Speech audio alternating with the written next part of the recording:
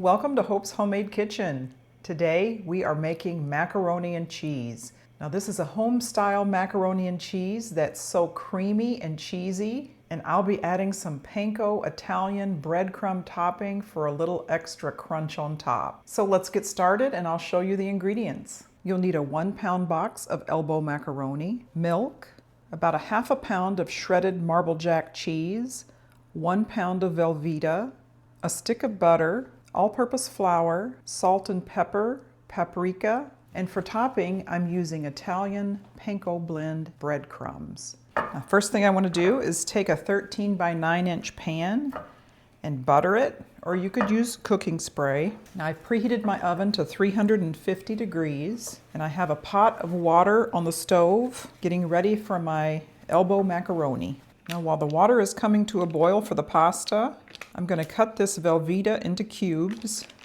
This just makes it very nice and creamy.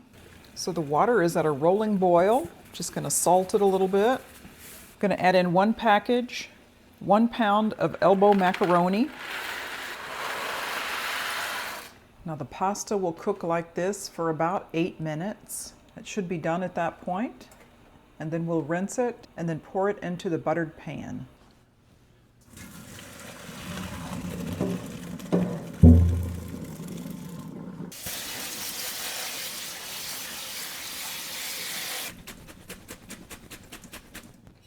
And just pour it right into your prepared buttered pan. Next, we're going to melt a stick of butter. That's 8 tablespoons. Okay, once that butter is melted, I'm going to add in 6 tablespoons of all-purpose flour, about a teaspoon of salt, a good amount of black pepper. You just want to stir that around and get that raw, kind of cook it enough to get that raw taste out of the flour. You want to add in gradually, you want to add in 3 cups of milk. You may need more milk later. Start with 3 cups. I like to use a whisk to break up some of those flour chunks. But you want to stir this constantly. You want to heat it up until it's just starting to boil. I can tell it's thickening up a little bit now. Okay, it's starting to boil a little bit. I'm going to add in my Velveeta that I've cubed up.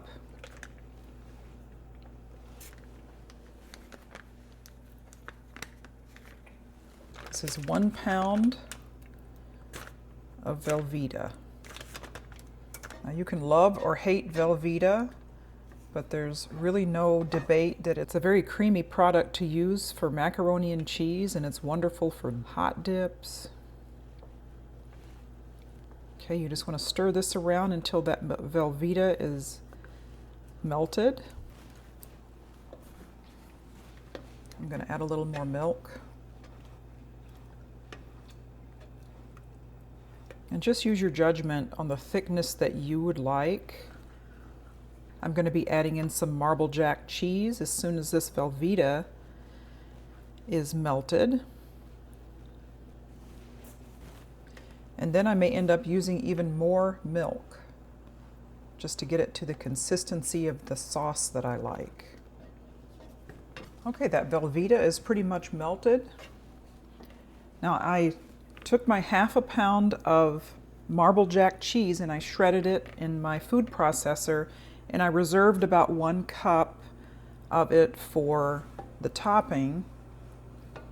And I'm going to put the rest of it in with this mix.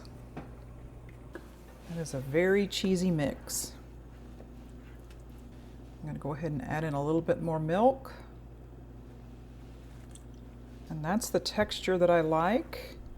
Now at this point, we're going to pour it over the elbow macaroni and just mix it up, put our toppings on, and bake it.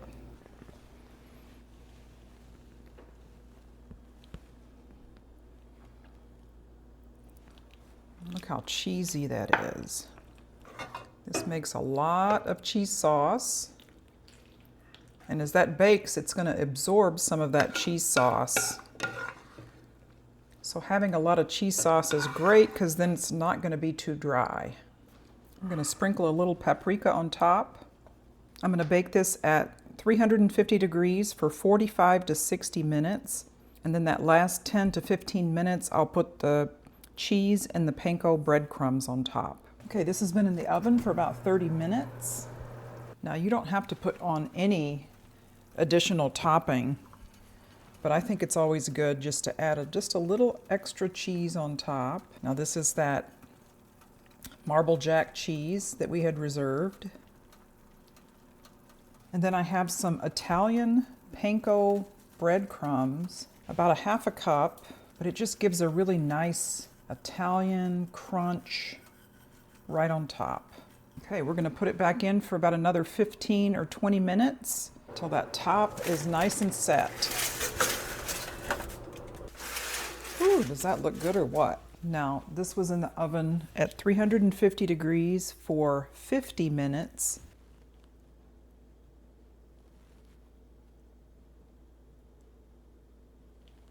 Got that nice crust on top with the panko breadcrumbs and the extra cheese.